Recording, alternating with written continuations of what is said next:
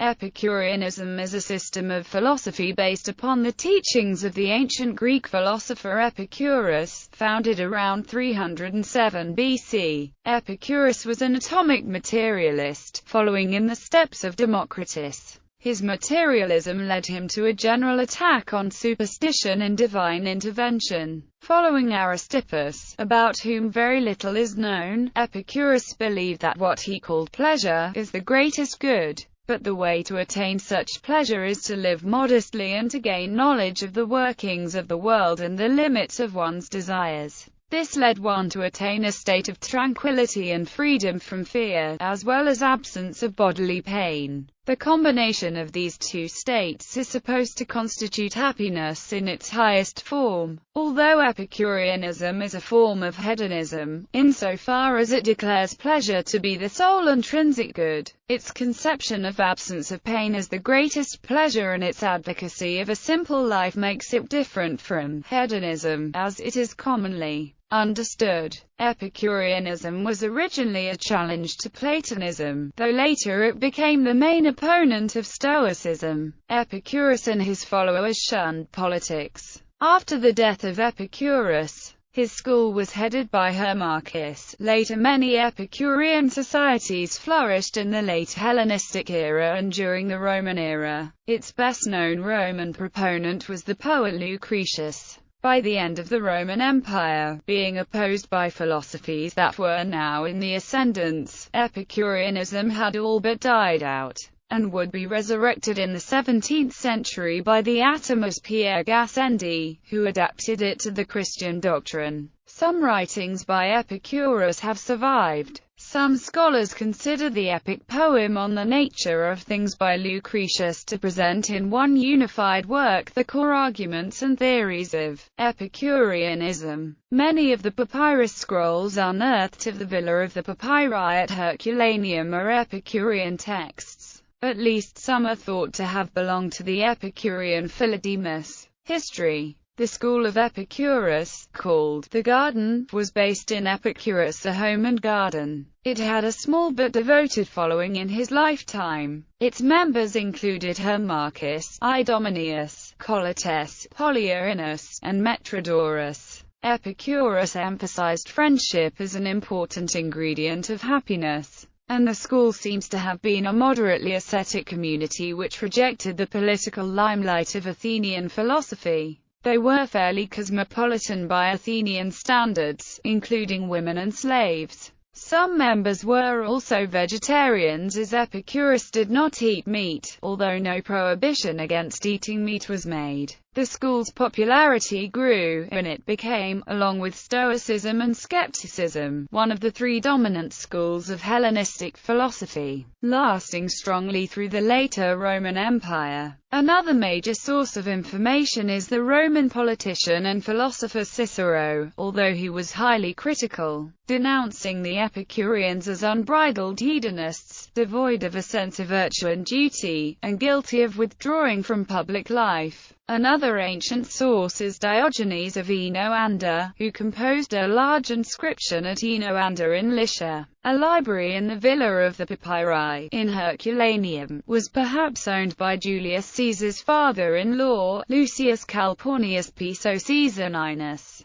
The scrolls which the library consisted of were preserved, albeit in carbonized form, by the eruption of Vesuvius in 79 AD. Several of these Herculaneum papyri, which are unrolled and deciphered, were found to contain a large number of works by Philodemus, a late Hellenistic Epicurean, and Epicurus himself, attesting to the school's enduring popularity. The task of unrolling and deciphering the over 1800 charred papyrus scrolls continues today. With the dominance of the Neoplatonism and peripatetic school philosophy, Epicureanism declined. By the late 3rd century AD, there was very little trace of its existence. The early Christian writer Lactantius criticizes Epicurus at several points throughout his Divine Institutes. In Dante's Divine Comedy, the Epicureans are depicted as heretics suffering in the sixth circle of hell. In fact, Epicurus appears to represent the ultimate heresy. The word for a heretic in the Talmudist literature is Epicurus, and Epicurus is titled in modern Greek idiom as the dark philosopher. By the 16th century, the works of Diogenes Laertius were being printed in Europe.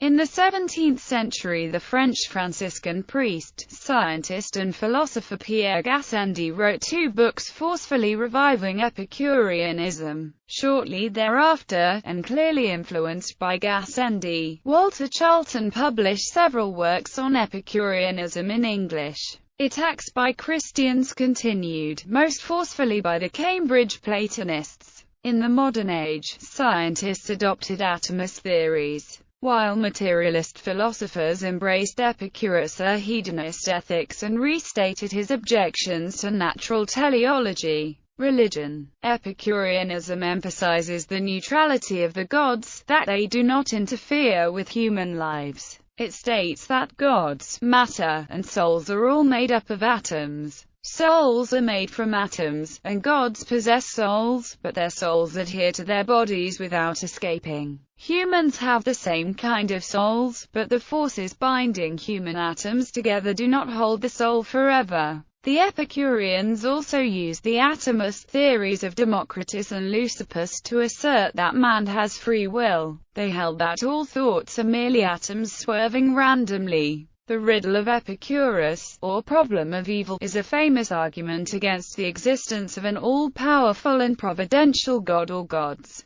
As recorded by Lactantius, God either wants to eliminate bad things and cannot, or can but does not want to, or neither wishes to nor can, or both wants to and can. If he wants to and cannot, then he is weak, and this does not apply to God. If he can but does not want to, then he is spiteful, which is equally foreign to God's nature. If he neither wants to nor can, he is both weak and spiteful, and so not a god. If he wants to and can, which is the only thing fitting for a god, where, then, do bad things come from? Or why does he not eliminate them? Lactantius, De Ira Deorum. This type of trilemma argument was one favored by the ancient Greek skeptics, and this argument may have been wrongly attributed to Epicurus by Lactantius, who, from his Christian perspective, regarded Epicurus as an atheist. According to Reinhold F. Glee, it is settled that the argument of theodicy is from an academical source which is not only not Epicurean, but even anti-Epicurean. The earliest extant version of this trilemma appears in the writings of the skeptic Sextus Empiricus.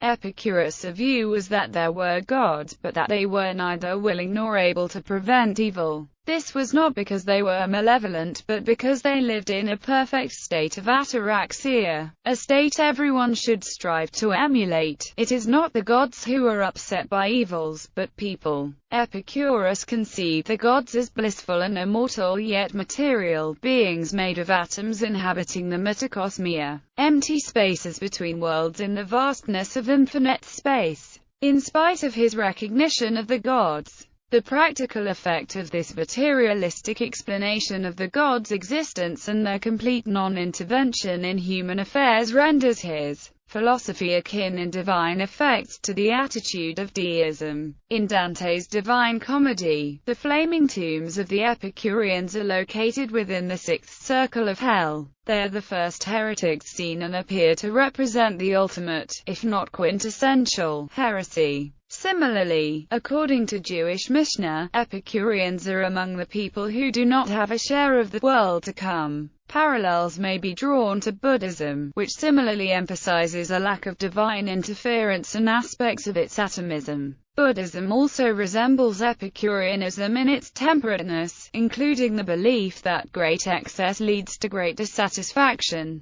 Philosophy. The philosophy originated by Epicurus flourished for 7 centuries. It propounded an ethic of individual pleasure as the sole or chief good in life. Hence, Epicurus advocated living in such a way as to derive the greatest amount of pleasure possible during one's lifetime, yet doing so moderately in order to avoid the suffering incurred by overindulgence in such pleasure. The emphasis was placed on pleasures of the mind rather than on physical pleasures. Therefore, according to Epicurus, with whom a person eats is of greater importance than what is eaten. Unnecessary and, especially, artificially produced desires were to be suppressed, since learning, culture, and civilization as well as social and political involvements could give rise to desires that are difficult to satisfy and thus result in disturbing one's peace of mind. They were discouraged. Knowledge was sought only to rid oneself of religious fears and superstitions,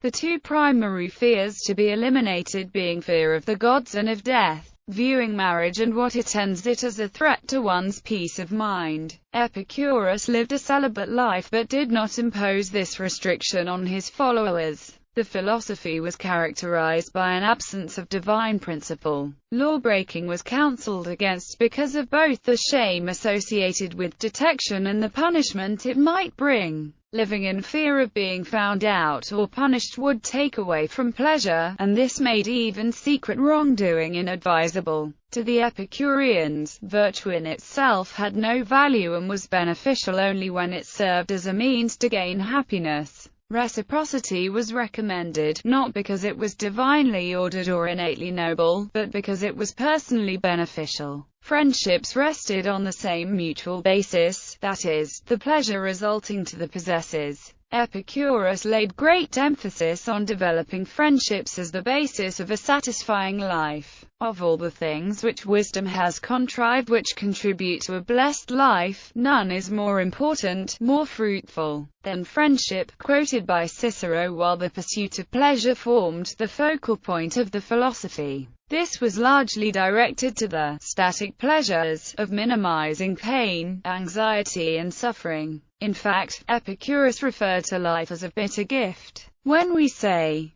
that pleasure is the end and aim, we do not mean the pleasures of the prodigal or the pleasures of sensuality, as we are understood to do by some through ignorance, prejudice or willful misrepresentation. By pleasure we mean the absence of pain in the body and of trouble in the soul. It is not by an unbroken succession of drinking bouts and of revelry, not by sexual lust, nor the enjoyment of fish and other delicacies of a luxurious table, which produce a pleasant life. It is sober reasoning, searching out the grounds of every choice and avoidance, and banishing those beliefs through which the greatest tumults take possession of the soul. Epicurus, Letter to Menicius. The Epicureans believed in the existence of the gods, but believed that the gods were made of atoms just like everything else. It was thought that the gods were too far away from the earth to have any interest in what man was doing, so it did not do any good to pray or to sacrifice to them. The gods, they believed, did not create the universe, nor did they inflict punishment or bestow blessings on anyone, but they were supremely happy. This was the goal to strive for during one's own human life. Live unknown was one of key maxims. This was completely at odds with all previous ideas of seeking fame and glory, or even wanting something so apparently decent as honor. Epicureanism rejects immortality and mysticism. It believes in the soul, but suggests that the soul is as mortal as the body. Epicurus rejected any possibility of an afterlife, while still contending that one need not fear death. Death is nothing to us, for that which is dissolved is without sensation, and that which lacks sensation is nothing to us. From this doctrine arose the Epicurean epitaph, non fui, non sum, non curo, which is inscribed on the gravestones of his followers and seen on many ancient gravestones of the Roman Empire. This quotation is often used today at humanist funerals. Ethics. Epicurus was an early thinker to develop the notion of justice as a social contract. He defined justice as an agreement neither to harm nor be harmed. The point of living in a society with laws and punishments is to be protected from harm so that one is free to pursue happiness. Because of this, laws that do not contribute to promoting human happiness are not just. He gave his own unique version of the ethic of reciprocity, which differs from other formulations by emphasizing minimizing harm and maximizing happiness for oneself and others. It is impossible to live a pleasant life without living wisely and well and justly, and it is impossible to live wisely and well and justly without living a pleasant life. Epicureanism incorporated a relatively full account of the social contract theory, following after a vague description of such a society in Plato's Republic. The social contract theory established by Epicureanism is based on mutual agreement, not divine decree. The human soul is mortal because, like everything, it is composed of atoms, but made up the most perfect, rounded and smooth. It disappears with the destruction of the body. We don't have to fear death because, firstly, nothing follows after the disappearance of the body, and, secondly, the experience of death is not so. The most terrible evil, death, is nothing for us, since when we exist, death does not exist, and when death exists, we do not exist. Nature has set a target of every actions of living beings seeking pleasure, as shown by the fact that children instinctively and animals tend to shy away from pleasure and pain. Pleasure and pain are the main reasons for each actions of living beings. Pure pleasure is the highest good, pain the supreme evil. The pleasures and pains are the result of the realization or impairment of appetites. Epicurus distinguishes three kinds of appetites: natural and necessary. Eating, drinking, sleeping, they are easy to please, natural but not necessary. As the erotic, they are not difficult to master and are not needed for happiness. Those who are not natural nor necessary, we must reject them completely. Types of pleasures. Since man is composed of body and soul, there are two general types of pleasures. Pleasures of the body. Although considered to be the most important, in the background the proposal is to give up these pleasures and seek the lack of body pain. There are soul aches and pains of the body. But the body is bad because the pain of the soul is directly or indirectly related to body aches occurring in the present or to anticipations of future pains. Epicurus believed there was no need to fear bodily pain because when it is intense and unbearable, it is also usually shorter. When it lasts longer and is less intense, it is more bearable. He also believed one should relieve physical pain with the memory of past joys, and in extreme cases, to suicide. Pleasures of the soul. The pleasure of the soul is greater than the pleasure of the body. Pleasures of the body are effective in the present, but those of the soul are more durable. The pleasures of the soul, Epicurus believed, can eliminate or reduce bodily pains or displeasures.